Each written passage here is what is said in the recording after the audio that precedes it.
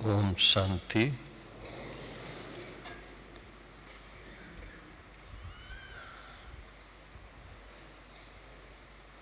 आज का दिन हम सब ईश्वरी परिवार के सदस्यों के लिए बहुत खुशी का दिन है, महत्व का दिन है।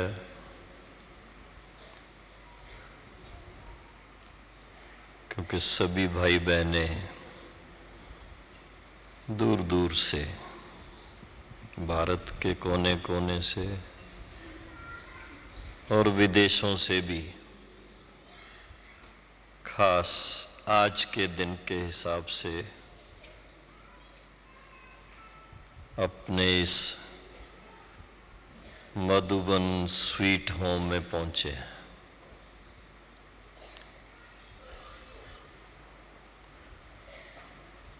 तो सभी का बहुत बहुत अभिनंदन है, स्वागत है।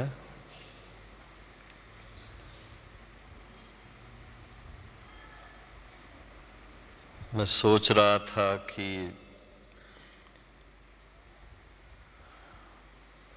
बाबा के मिलन के साथ साथ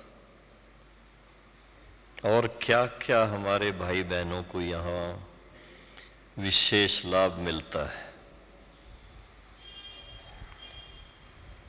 कभी कभी ये किसी किसी को संकल्प आता है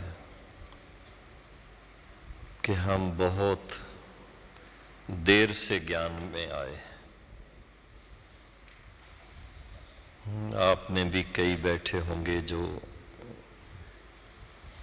बाबा के मिलन में पहली बार आए होंगे। हाँ, जरा हाथ खड़ा करें। पहली बार आने वाले काफी भाई बहने हैं।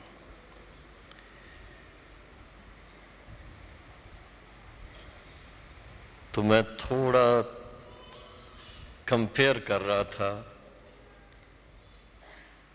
कि जो भाई बहने पहले मधुबन आते थे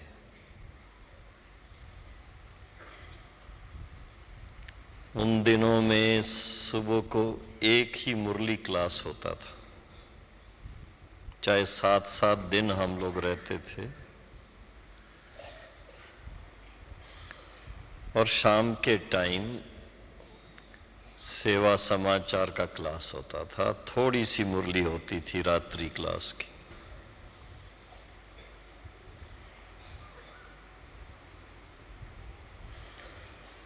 पर इतने वर्षों में धीरे धीरे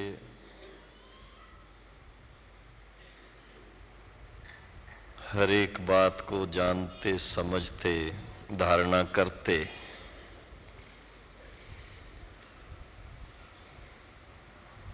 अनुभवी बनते, जिस स्टेज पर पहुंचते तो बाद में आने वाले सोचेंगे कि ये तो सब भाई बहने बहुत बहुत आगे चले गए। तो ड्रामा अनुसार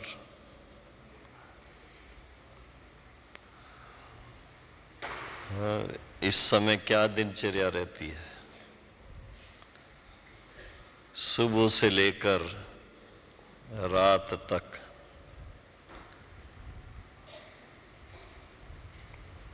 बाबा की याद और अनेक क्लासेस मिलती हैं, कई टॉपिक्स।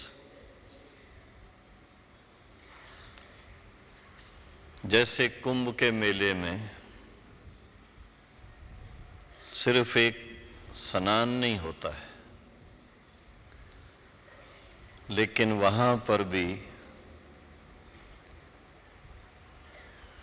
अनेक संत महात्माओं के दर्शन भी होते हैं, उनके प्रवचन भी होते हैं और साथ साथ पुण्य कर्म करने का भी उमंग होता है।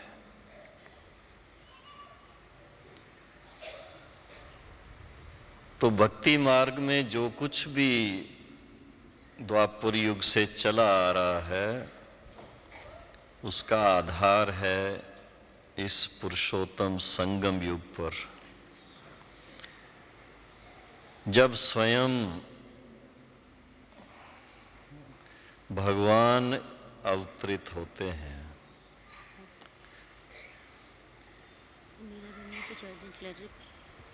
तो कुंभ मेले की बात चल रही थी, जैसे वहां पर भक्ति मार्ग में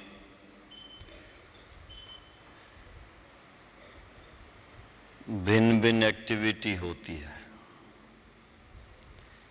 जब से बाबा के बच्चे मधुबन पहुंचते हैं, शांतिवन भी मधुबन है, जहाँ ब्राह्मण रहते हैं सच्चे सच्चे, वो मधुबन है। सेंटर्स छोटे मधुबन हैं, और ये हेडक्वार्टर होने के कारण चाहे पांडव भवन है, ज्ञान सरोवर है, शांतिवन है, ये बड़ा मधुबन है। मधुबन में आकर मधुबन की जो एक्टिविटी है, जब उसमें सम्मिलित होते हैं, दूसरी कोई कारोबार नहीं, कोई चिंता नहीं,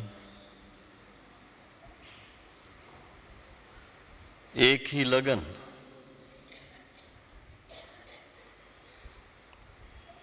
हर एक के दिल में एक ही लगन रहती है, बाबा से मिलन, और उसके साथ साथ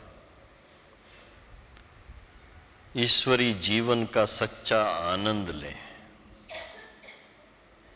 सच्चा सुख क्या है, सच्ची शांति क्या है, और सच्चा प्रेम क्या है। बड़ी सूक्ष्म अनुभूति।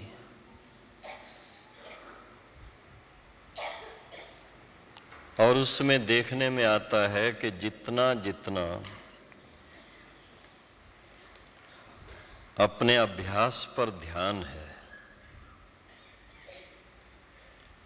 जितनी लगन अधिक है, उतनी अनुभूति अधिक होती है।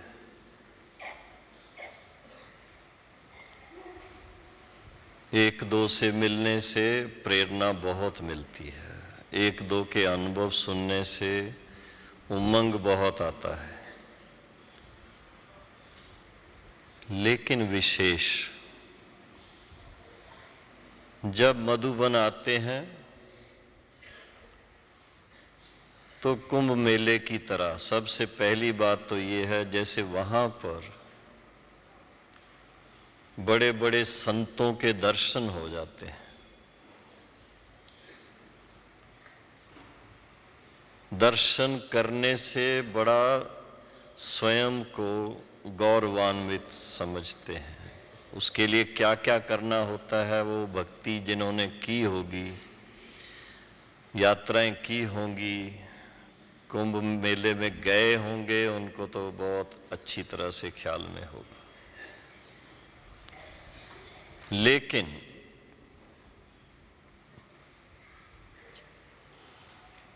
मधुबन में सबसे पहली बात है कि ऐसे तपस्वी भाई बहनों के दर्शन हो जाते हैं। दादी जी को ले लो, हाँ,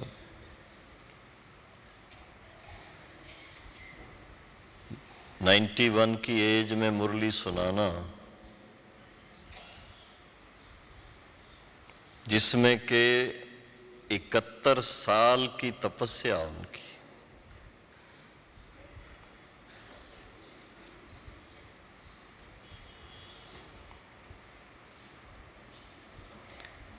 इस उम्र के अगर कोई संत किसी एक शहर में चले जाएं और एक अखबार के अंदर दे दें कि इतने वर्षों के तपस्वी शहर में आए हैं, दर्शन करने वालों की इतनी भीड़ हो जाती है।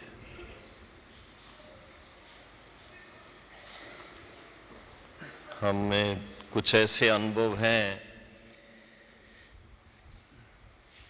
कि जो बोलते नहीं, साइलेंस में रहते हैं, लेकिन लोग चाहते हैं ऐसे आत्माओं के दर्शन करें। दर्शन से अपने मन को प्रसन्न करते हैं। और आप दर्शन भी करते हैं, वाणी भी सुनते हैं और उनके साथ वार्तालाप भी करते हैं, पर्सनली भी मिलते हैं। और एक संत नहीं, आप जब से यहां पहुंचे होंगे, आपके समय की कितनी वैल्यू है। जैसे किसी वीआईपी का समय होता है तो उनका मिनट टू मिनट प्रोग्राम बनाया जाता है। आप देखेंगे आपकी दिनचर्या सुबह 4 बजे से लेकर के रात के 10 बजे तक की इतनी सुंदर दिनचर्या बना के रखते हैं।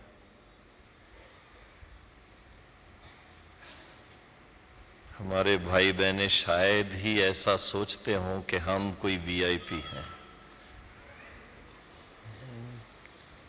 कोई राजनीतिज्ञ होंगे, उनको वीआईपी समझते हैं, स्वयं को सिर्फ सेवादारी समझते हैं।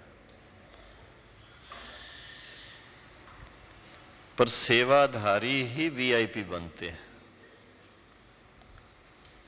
जो बहुत समाज की सेवा करते हैं वो ही, उन्हीं को समाज चाहता है कि ये हमारे नेता बने।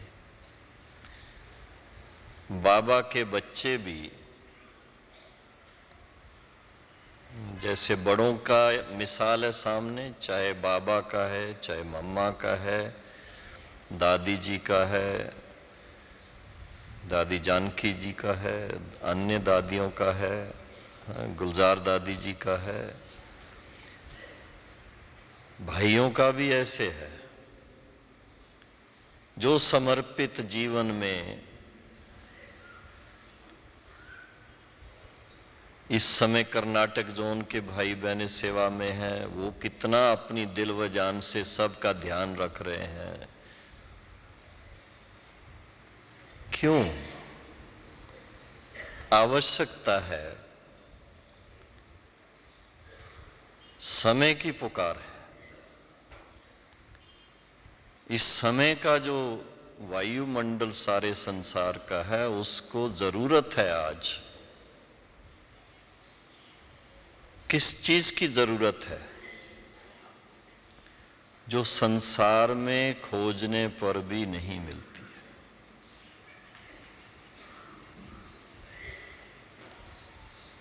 वो है ईश्वरी देन। डायरेक्ट परम पिता परमात्मा ने हम बच्चों को जो आकर दिया है, वो कोई मनुष्य आत्माएं इस समय दे नहीं सकती हैं। ज्ञानी तो आत्माएं सब समझते हैं कि सभी आत्माएं अपने सतो प्रधान, सतो रजो तमो स्थिति से पास कर चुके। वर्तमान समय जो है ब्राह्मणों के लिए पुरुषोत्तम संगम युग है, पर संसार के लिए तो घोर कलयुग है। घोर कलयुग के समय जिसका प्रतीक, चाहे न्यूज़पेपर कोई उठा लो, चाहे टेलीविजन देख लो, चाहे रेडियो सुन लो, गुड न्यूज़, हाँ वो कहते ही हैं good news no news, negative news is the only news. तो आप सोचिए, सारे संसार को उनके आत्मा को, उनके माइंड को, उनके बुद्धि को कौन सा भोजन मिल रहा है। अंग्रेजी में जंक फूड बोलते हैं। भाई जंक फूड खाने से सब कहते हैं तबीयत बिगड़ जाती है। तो अगर चारों तरफ जंक फूड ही खा रहे हैं तो संसार की तबीयत का क्या हाल है इस समय। ऐसे टाइम पर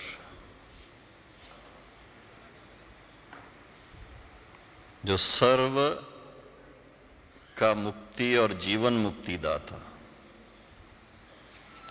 और ज्ञान का सागर,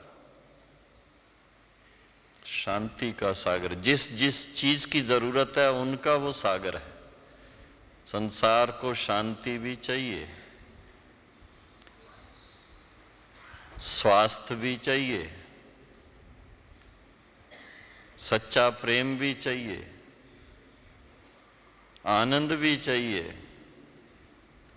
सच्चा सुख भी चाहिए। और उसका सोर्स कहो, उसका खजाना कहो, उसका दाता कहो, वो कोई मनुष्य आत्मा नहीं हो सकता है। सभी ज्ञानी तो आत्माएं जानते हैं कि सब आत्माएं अपने अंतिम जन्म में हैं, चाहे कोई पहले आए हैं चाहे कोई देरी से आए। तो लास्ट में वो शक्ति नहीं है, ज्ञान की पराकाष्ठा नहीं है, स्वार्थ चारों तरफ होने के कारण सच्चा प्रेम नहीं है और उसके कारण सच्चा आनंद नहीं है।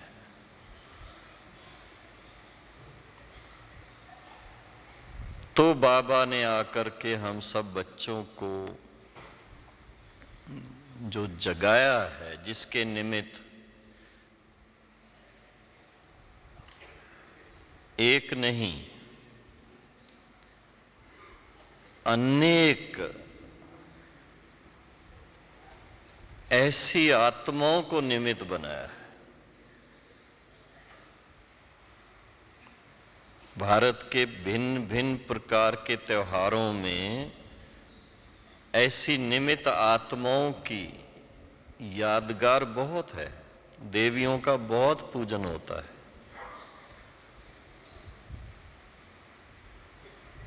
उन्होंने क्या किया है?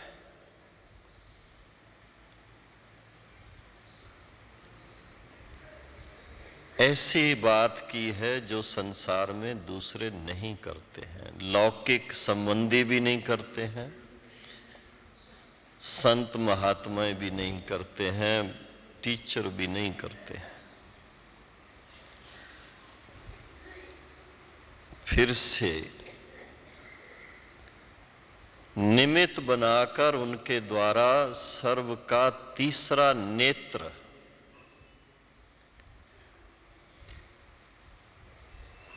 दिव्य नेत्र वो फिर से खोला है। अगर आप दिलवारा मंदिर जाएंगे तो वहां पर बहुत सारी मूर्तियां तपस्या में दिखाई, आंखें खुली हैं और उसके साथ में मस्तक पे एक और एक्स्ट्रा आंख दिखाई हुई है। किस चीज की निशानी है? वो निशानी है,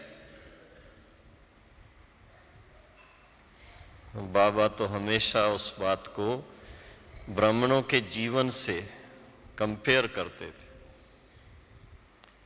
कहते थे ये आप बच्चों की निशानी है।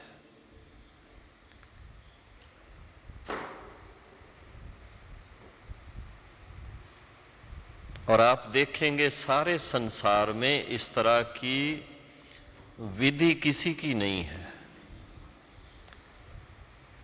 कोई भी प्रकार की मेडिटेशन सिखाते हैं तो आंख बंद करते हैं। बाबा का सिखाया हुआ सहज राजयोग, इसमें हरेक का नेत्र स्वाभाविक खुला रहता है।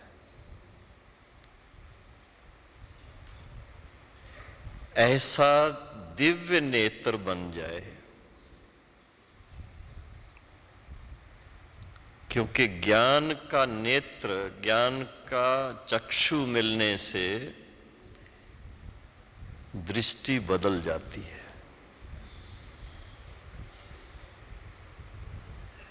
आत्मिक दृष्टि से, आत्मिक भाव से लेन देन में आने से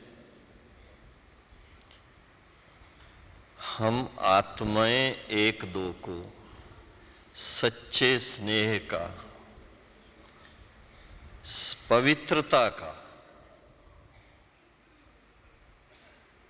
और साथ साथ दैवी गुणों से संपन्न बनने का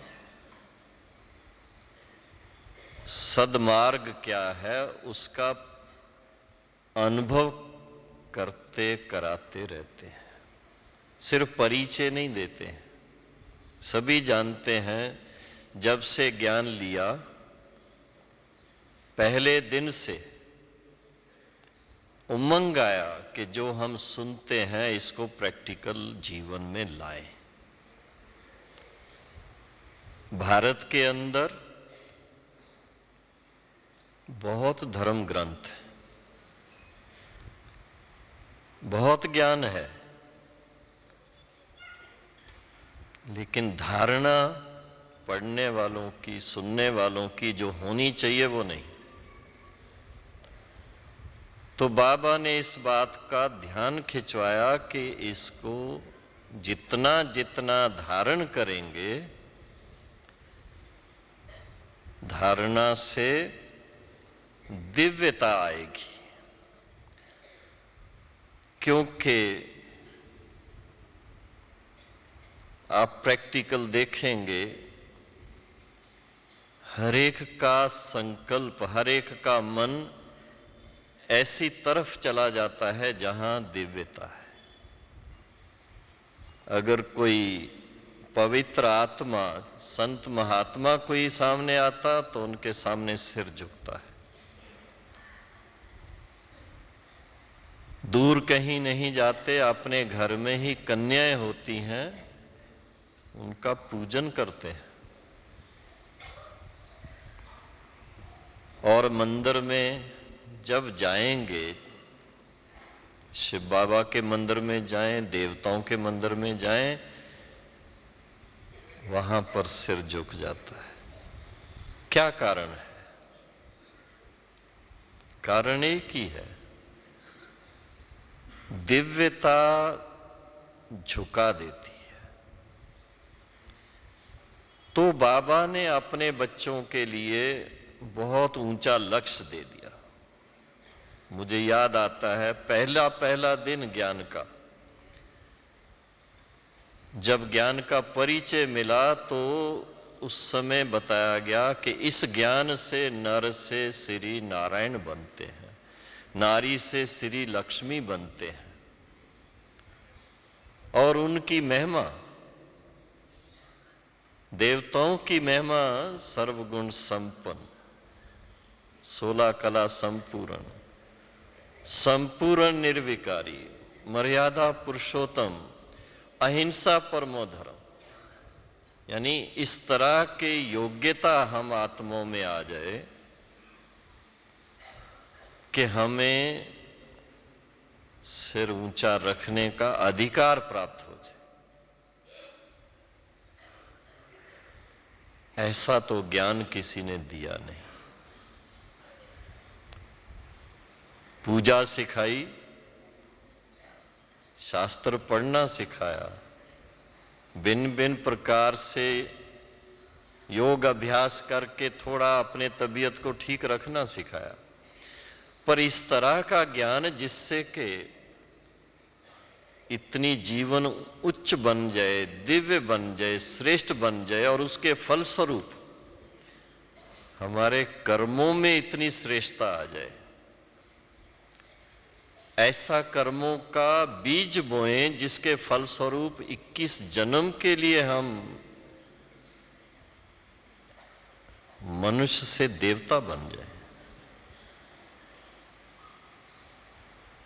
और उसका प्रैक्टिकल प्रूफ इस जीवन में कि जब हम ऐसी धारणा करते हैं तो हमें अधिकार मिलता है कि जिस पिता परमात्मा को याद करते हैं उनसे सन्मुख मिलन हो सकता है। मंदिर में जाएंगे तो नजदीक कोई नहीं आने देते हैं, लेकिन यहां सन्मुख प्रैक्टिकल में सामने बैठ करके योग युक्त हो करके वो अनुभव प्राप्त करें। दिव्यता का स्वरूप जो बनता है संकल्प से, ज्ञान के आधार से संकल्प पावरफुल बनता है और उसके फलस्वरूप जीवन दिव्य बन जाती है। और उसका प्रत्यक्ष फल कि आप स्वयं पिता परमात्मा के साथ मिलन मना सकते हैं। अपने भाग्य को थोड़ा पहचाने। ऐसे भाग्यशाली आत्माएं सारे संसार में कितनी हैं? सोचा कभी? कितने हैं? करोड़ों तक संदेश गया है। पर अभी भी जब गिनती करते हैं कि जो सचमुच बाबा को पहचानने वाले हैं, जो सचमुच बाबा की श्रीमत को पहचानने वाले हैं, जो सचमुच बाबा की श्रीमत पर चलने के लिए योग्य बनते हैं और उस योग्यता के आधार से महसूस करते हैं हम सचमुच नर से श्री नारायण, नारी से श्री लक्ष्मी पद को प्राप्त करेंगे, ऐसे कितने हैं? 600 करोड़ में से गिनती करते हैं तो कितने रह जाते हैं? लाखों में है, ज्यादा नहीं है। हर साल गिनती होती है, भाई ब्राह्मण कितने हैं? ब्राह्मण सो देवता बनेंगे ना। तो अभी तक 8 लाख कुछ हजार होंगे, 9 लाख भी नहीं हुए। गायन 9,16,108 का है। लेकिन अपने भाग्य को थोड़ा देखें कि उन गिने चुने आत्माओं में से आप एक हैं। किस आधार से हैं? दिव्यता के आधार से। और जितनी दिव्यता आपके अंदर आती है आप खुद महसूस करेंगे, किसी के कहने की जरूरत नहीं है। आपको अंदर से हल्कापन महसूस होता है। दिव्यता की निशानी है कि कोई भी फिर टेंशन नहीं रहती है। आजकल बहुत कोर्स चलते हैं, स्ट्रेस फ्री कैसे हो जाएं, टेंशन फ्री कैसे हो जाएं, और भी कई प्रकार के कोर्स। क्योंकि दुनिया में टेंशन बढ़ती जा रही है, स्ट्रेस बढ़ती जा रही है और उसके कारण बीमारियां बढ़ती जा रही हैं। लेकिन जिस योग से एवर हेल्दी बनते हैं, परमात्मा पिता के साथ मन लगना, आज की मुरली अनुसार मनमना भव होना, जितना मनमना भव होते हैं सच्चा योग वही है। मन में और कोई बात ना आए, बाबा और बाबा की श्रीमत की बातें ही आए, उसके अनुसार हमारी जीवन चले। उस आधार से जीवन दिव्य बन जाती है और उस दिव्यता के आधार से मन सदा लाइट रहता। खुश रहता है, उमंग में रहता है, थकान नहीं लगेगी अंदर। शरीर थक जाता है, उसको आराम देना पड़ता है, लेकिन मन से थकान नहीं होती। प्रैक्टिकल एग्जाम्पल आपके सामने देखने में आते हैं। हाँ, बड़ी दादियां 80 से ऊपर हैं सभी,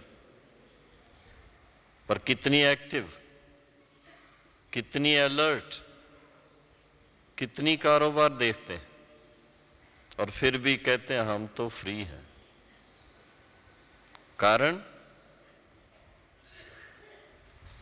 अभ्यास के फलस्वरूप सदा लाइट,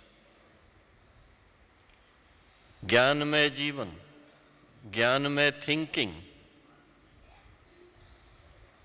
और अगर हमें प्रैक्टिकली इस संगम युग के समय की वैल्यू हो, बाबा कहते थे बच्चे आप इतने महान आत्माएं हो, आपका एक एक सेकंड बड़ा वैल्यूएबल है, उसको वेस्ट मत करो।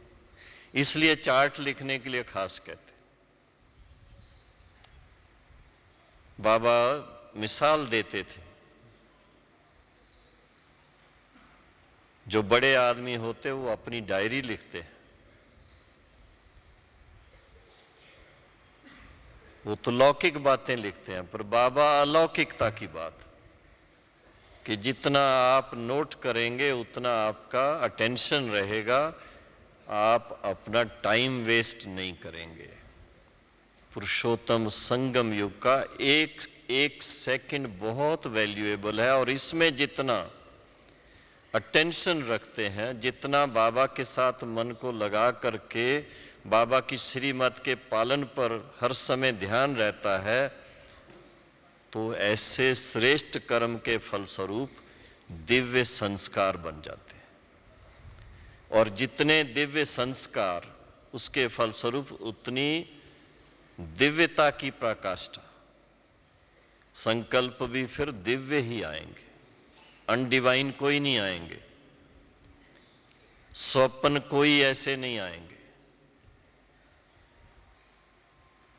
प्रैक्टिकल अनुभव की बात है ये। और ऐसे मिसाल हैं, मम्मा का मिसाल, मम्मा कहती थी जिस समय मुझे क्लास में वाणी सुनानी है या किसी से मिलना है, उस समय मम्मा इस संसार में है, नहीं तो मम्मा यहां नहीं है, बुद्धि योग से बाबा के पास। ऐसा अभ्यास करता है कोई? साकार बाबा को देखते थे, जबकि बाबा सबसे नंबर 1 सारे संसार में, जिस तन में स्वयं भगवान ने प्रवेश किया। पर बाबा हम बच्चों को सिखाने के लिए कहते थे, बच्चे देखो ये बाबा कितना अटेंशन रखता है, आप बच्चों को कितना अटेंशन रखना है। बीच बीच में टाइम निकालकर खास बाबा स्वयं के लिए और संसार को ऐसी प्रकंपना देने के लिए अभ्यास करते रहते थे।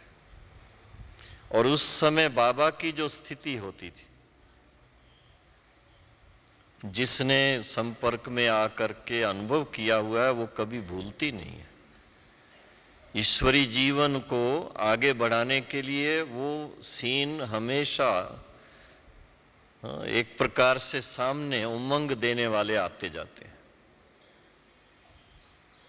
एक बार बाबा ने खास टाइम दिया बात करने के लिए। बाबा के झोंपड़ी में ऊपर गए होंगे, आप देखा होगा वहाँ। तो बाबा वहाँ बैठे हुए थे और मैं उनसे मिलने के लिए, लगभग यही टाइम था, 11:30 का टाइम था दिया हुआ। जब मिलने गया तो बाबा उस समय इतना ऊंचाई में, इतना गहराई में थे। जब मैं पास पहुंचा तो बाबा की वो स्थिति देख करके मेरे को हिम्मत ही नहीं हुई कि मैं डिस्टर्ब करूं। बहुत धीरे से जाके बाबा के पास बैठ गया। और उस समय का प्रभाव जो मैं खुद उस समय जैसे कि इस दुनिया से परे चला गया, ऐसी पावरफुल स्टेज बन गई। और इतना उस समय का अंदर का सुख, अति इंद्रिय सुख क्या होता है, वो प्रैक्टिकल अनुभव, बाबा से मिलन का, बाबा से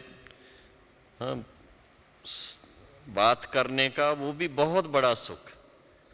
लेकिन उस समय मेडिटेशन के टाइम पर, और जब थोड़े समय के बाद बाबा धीरे धीरे जैसे संदेशी नीचे आते ना, ऐसे बाबा थोड़े टाइम के बाद मेरी तरफ देखने लगे। और मुझे यही उमंग कि बस बाबा दृष्टि देते रहो। ऐसा भाग्य कहाँ मिलेगा, इतने समीपता से मुझे दृष्टि मिले, जीवन धन्य धन्य हो जाता। बाबा ने पूछा, हाँ बच्चे आपको कुछ पूछना था। मैंने कहा बाबा अभी तो कुछ याद नहीं है, जब याद आएगा मैं पूछ लूंगा। और बाबा फिर दृष्टि देते रहे और हमारी मुलाकात उसी में पूरी हो गई।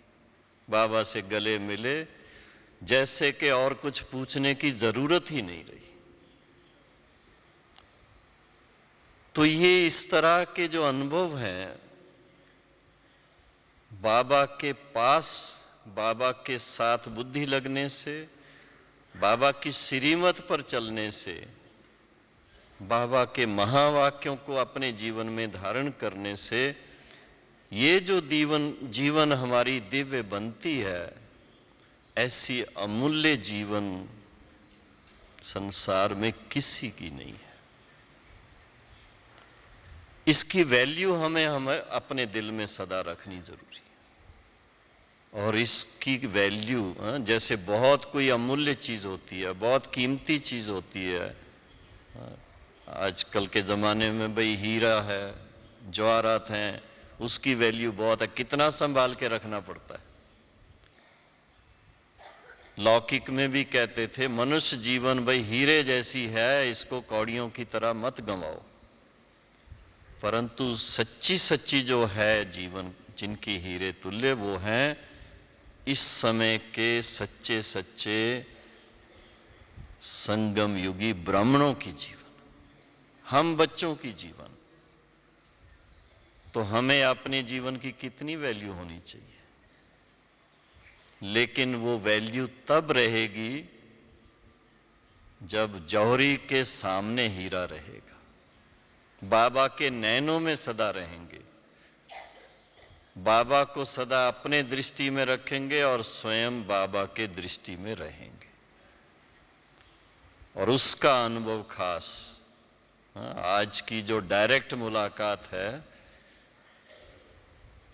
उस उमंग से जब आप बाबा से दृष्टि प्राप्त करेंगे, उस समय के वाइब्रेशन को अपने अंदर समाएंगे, उस समय के अनुसार स्वयं को ऐसा फरिश्ता स्वरूप में ले आएंगे, ये आपके जीवन में सबसे श्रेष्ठ अनुभव आपको महसूस होगा। जैसे मैंने एक अनुभव आपको सुनाया बाबा से मिलने का और उस समय का वाइब्रेशन का, ऐसे तो बहुत बाबा के साथ जो 10 साल बिताए वो कोई छोटी बात नहीं थी। और उसके बाद दादी जी के साथ, मम्मा के साथ ज्यादा समय नहीं रहे क्योंकि बहुत जल्दी उन्होंने शरीर त्याग किया, तो भी 6 साल तो थे। लेकिन ऐसे दिव्य आत्माएं कैसे निमित्त बनती हैं हम बच्चों को वरदान देने के लिए। क्या क्या सिखाया मम्मा ने। और दादी जी के साथ तो मिलना हुआ था 48 साल पहले, और उसमें से 43 साल तो उनके साथ में ही रहना हुआ जैसे। तो आप सोचिए, ऐसी महान आत्माओं के साथ रहें तो क्या अनुभव होगा, क्या मन में आएगा। बड़ा उमंग रहता, बड़ी खुशी रहती है। कई पूछते हैं, आप दादी जी को मिस नहीं करते हैं? ठीक है, शारीरिक तौर पर तो सामने नहीं है, उस हिसाब से जो मिलना जुलना गुफ्तगू कह लो, वो तो मिस करेंगे ही। लेकिन जो उनके द्वारा हमें स्नेह मिला, कुछ ऐसी बातें अनुभव में आई जिसने हमें हमारे दिव्य जीवन को आगे बढ़ाया, वो तो कभी भूलेंगे नहीं।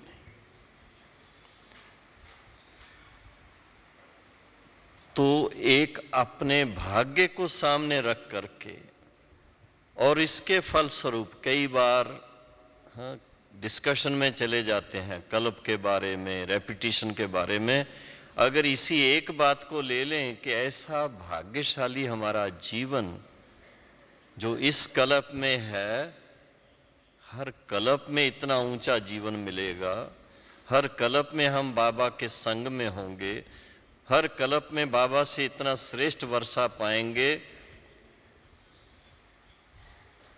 इस ईश्वरी जीवन की वैल्यू आपको रहेगी। और जिसको ईश्वरी जीवन की वैल्यू है, वो अपना दिव्य जीवन, दिव्यता पूर्ण जीवन जो है, उस हीरे के मूल्य को स्वयं जानकर उसकी बहुत संभाल करेगा, अपना एक सेकंड भी वेस्ट नहीं करेगा।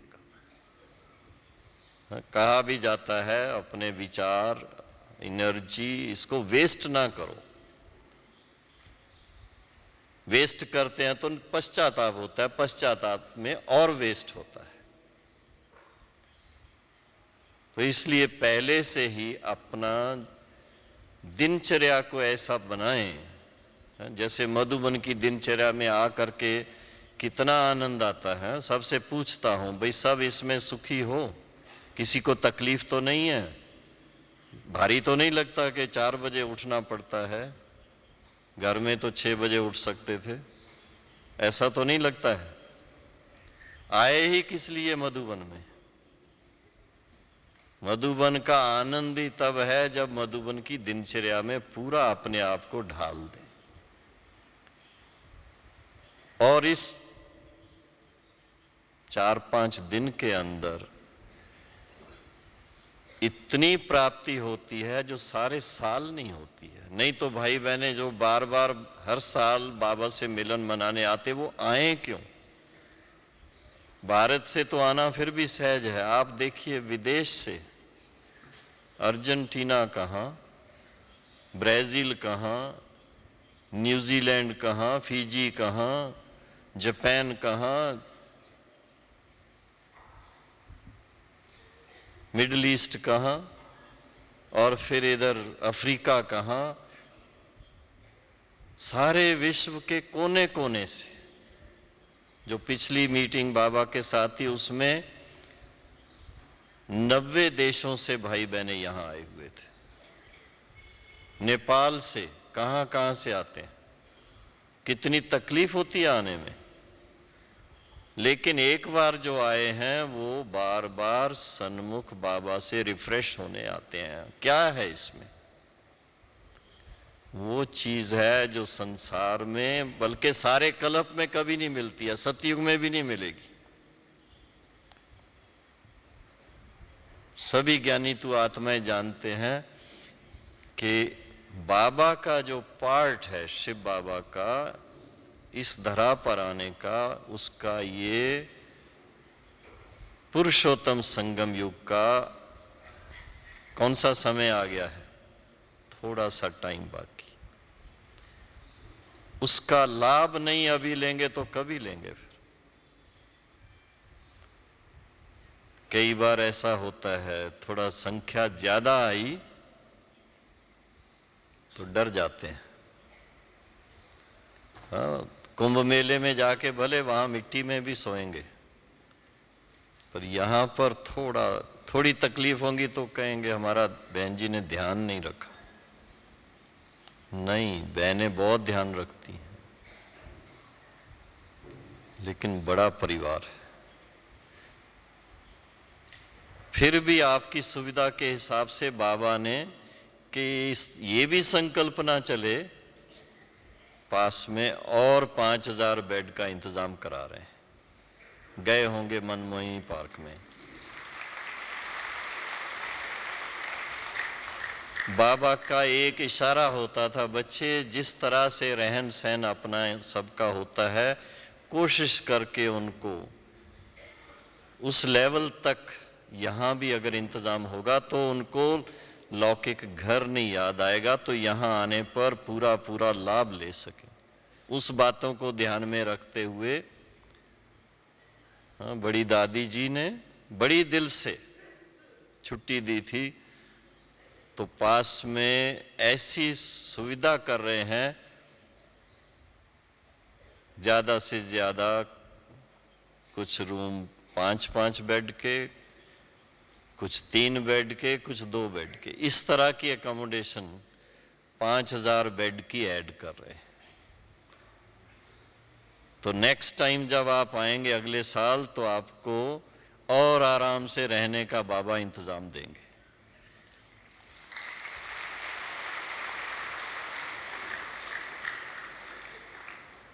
क्योंकि बाबा की एक विशेष बात शुरू से लेकर के 48 साल पहले से जो मैंने देखा हुआ है, वो सारी बातें सामने आती। कभी थोड़ा किसी को जगह कम मिली थोड़ी, तो बाबा क्या कहते थे, बच्चे और कहीं जगह नहीं मिली तो बाबा के रूम में आके सो जाओ। और छोटे बच्चे होंगे उनको कहेंगे, अरे बाबा के बेड के नीचे भी एक और बेड पड़ सकता है, वहां भी आकर के बच्चे रह सकते। कारण बाबा हर एक को अपने बच्चे मान करके रिसीव करते, मेहमान नहीं। हम सब जो हैं यहां पर कौन है, बाबा के बच्चे हैं, ईश्वरी परिवार के बच्चे, अपने घर में आए हुए हैं। इसलिए मधुबन में भी बोर्ड है, आपका अपने घर में हार्दिक स्वागत है। इंग्लिश में और अच्छे शब्दों में है, वेलकम टू बाप दादाज होम, योर होम, अपना घर है। इसलिए आप देखेंगे मधुबन के किसी कमरे के ऊपर किसी का नाम नहीं है। देखा आपने जाकर के, जहां आप रहते हैं किसी एक कमरे पर भी किसी का नाम नहीं है। क्यों? सभी बच्चों का है। लेकिन ये ध्यान रखना पड़ता है कि जिस तरह की जीवन, जिस तरह की तबीयत हर एक की है, हर एक का ध्यान रखा जाए। क्यों? जो पहली बात चल रही थी, आए ही हैं अपने जीवन को दिव्य बनाने के लिए, और दिव्य बनाने के लिए मन लाइट चाहिए, और बातों में ना जाए, बाबा के साथ लगे, ज्ञान की तरफ चले, और धारणा करने के लिए उत्सुकता आए। जब ऐसी अपनी जीवन बनाएं तो खुद को अंदर से वो सुख फील होता है। बहनों को कहना नहीं पड़ेगा अभी आप ये ना करो, ये ना खाओ, ये ना बोलो, ये ना करो, कुछ नहीं कहना पड़ेगा। क्यों? अपने शब्दों की वैल्यू हर एक को रहती है, अपने समय की वैल्यू हर एक को रहती है, और अपने धारणाओं की वैल्यू रहती है। इसकी बजाय कोई कहे कि आप बाहर का नहीं खाना, नहीं, आपको खुद अंदर से आएगा कि मैं तो बाबा का सिकिलदा बच्चा, मेरी जीवन तो इतनी ऊंची होनी चाहिए, बाहर का खाऊंगा तो फिर उसका असर तो मन पे आएगा, कैसे खाऊं, उससे तो फल खा करके चलना ठीक। ट्रैवलिंग में थोड़ी तकलीफ होती है, तो भी मधुबन से बाबा पूरा प्रबंध देते हैं ताकि आपको कोई तकलीफ ना हो। नहीं तो होता है अभी सब करने की क्या जरूरत है। कई बार हमें लोग कहते हैं, बड़े बड़े लोग कहते हैं, ये सब करने की जरूरत क्या, आप क्यों इतनी तकलीफ लेते। हम कहते हैं नहीं, तकलीफ नहीं है। बाबा का आद से लेकर के ये प्रिंसिपल है, बच्चे अपने घर में आते हैं, अपना भोजन बना के आपस में पिकनिक की तरह खाते हैं। तो ब्रह्मा भोजन जिसके लिए गायन है, देवताएं भी ब्रह्मा भोजन के लिए तरसते हैं। वो ब्रह्मा भोजन किसको मिल सकता है?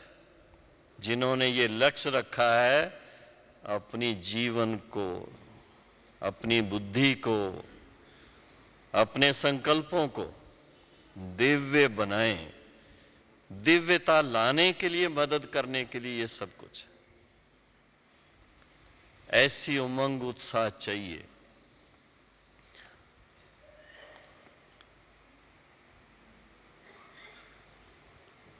दूसरा जो टॉपिक साथ में है, अनुभूति का आधार। तो वो तो इसमें वैसे तो काफी बातें आपको सुनाई हैं, लेकिन अनुभूति का आधार तो एक ही है, जो करे सो पाए। सिर्फ सुनने से तो नहीं होगा ना, मेहनत करता है तो कमाई होती है।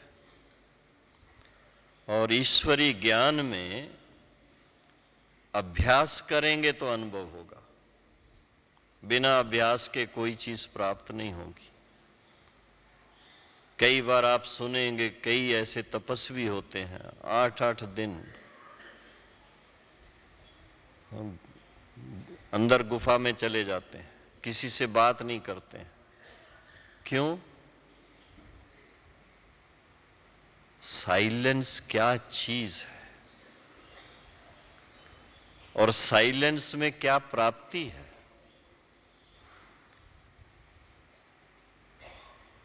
साकार बाबा को जब सामने देखता हूं ना, तो मेरे को वो दिन याद आते हैं। बाबा ऊंची आवाज से किसी से नहीं बोलते थे, प्यार से बोलेंगे, लेकिन साइलेंस की तरफ हमारा बहुत सबका ध्यान खिंचवाते। कारण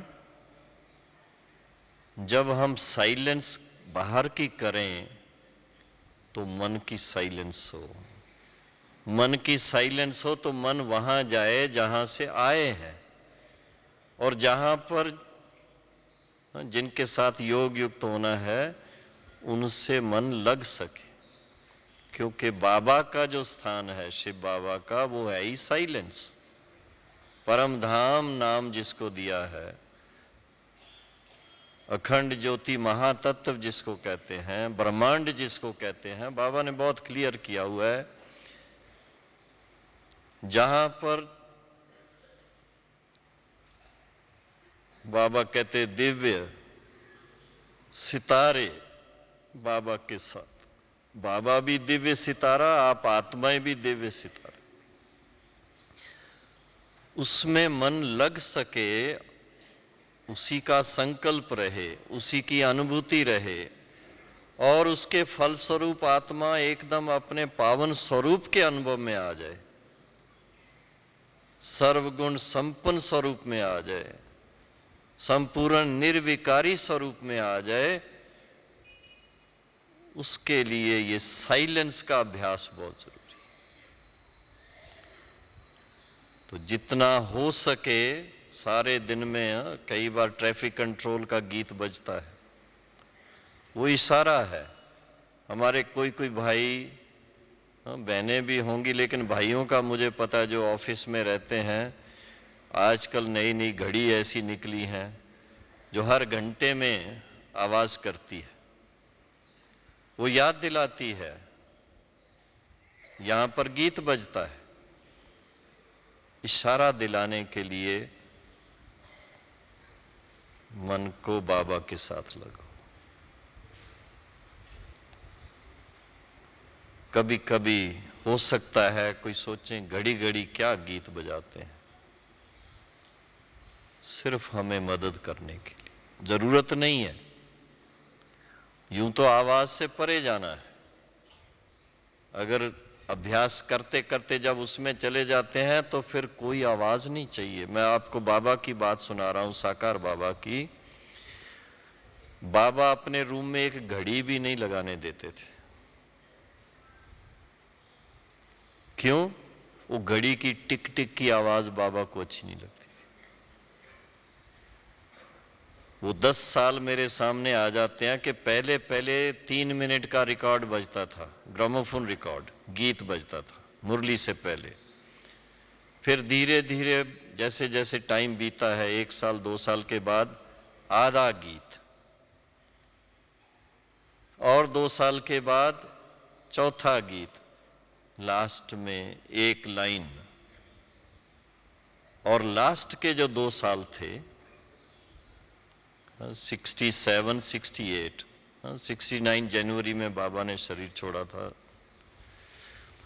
वो 2 साल में गीत बिल्कुल बाबा ने बंद करा दिए थे, ग्रामोफोन रिकॉर्ड वगैरह कुछ नहीं।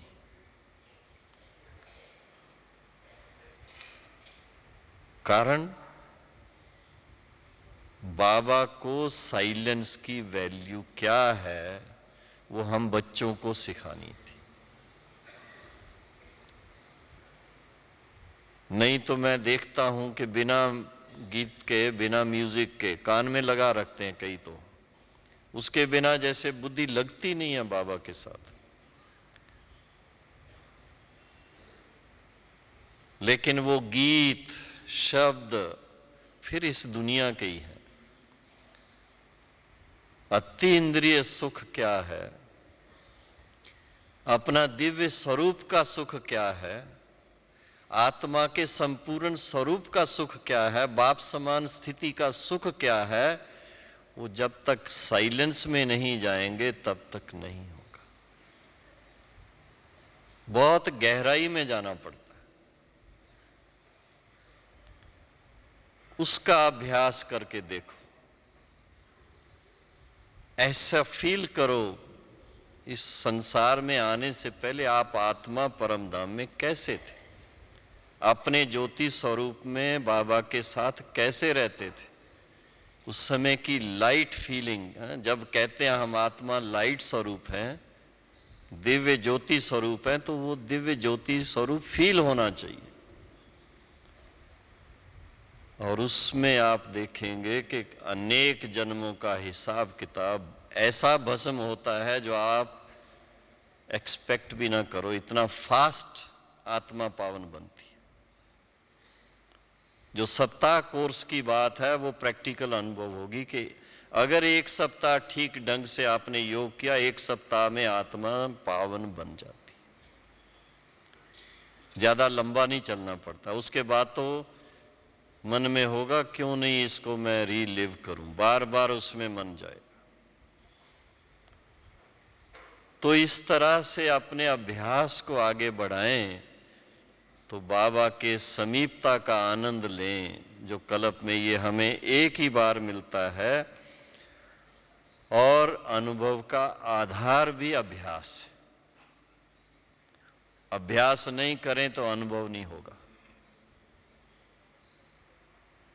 नहीं तो कहते ना अनुभव चाहिए। क्या अनुभव चाहिए?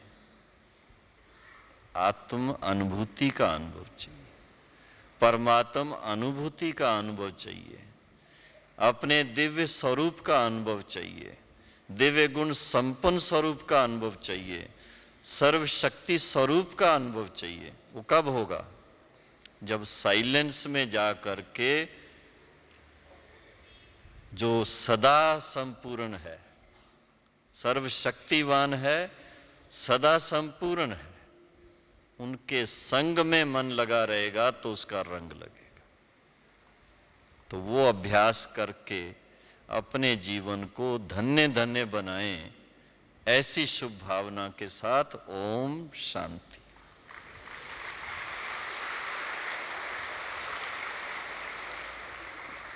अभी 10 मिनट के लिए सभी थोड़ा टाइम सब बातों से दूर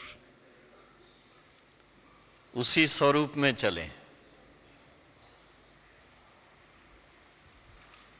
बाबा के पास मन को ले चलें। गीता के जो शब्द हैं, मन मना भव, जितना मन मना भव, मन बाबा के साथ लगाएंगे उतना समान बनेंगे। जितना समान बनेंगे तो भविष्य का पार्ट भी मध्याजी भव वाला बन जाएगा। नर से श्री नारायण बनेंगे, नारी से श्री लक्ष्मी बनेंगे। तो बाबा हमेशा कहते थे एक आंख में मुक्ति, एक आंख में जीवन मुक्ति। उसका भाव यही है कि इन संकल्पों के आधार से उस स्वरूप में चलें, अपने संपूर्ण स्वरूप का अनुभव करें और बाकी सब बातें अपने आप ही मन से दूर चली जाती हैं। तो अभी इसी ख्यालों से सीधे बैठें और चलें बाबा के पास। संदेशियां कहती थी अब हम उड़ के चले जाएं बाबा के पास।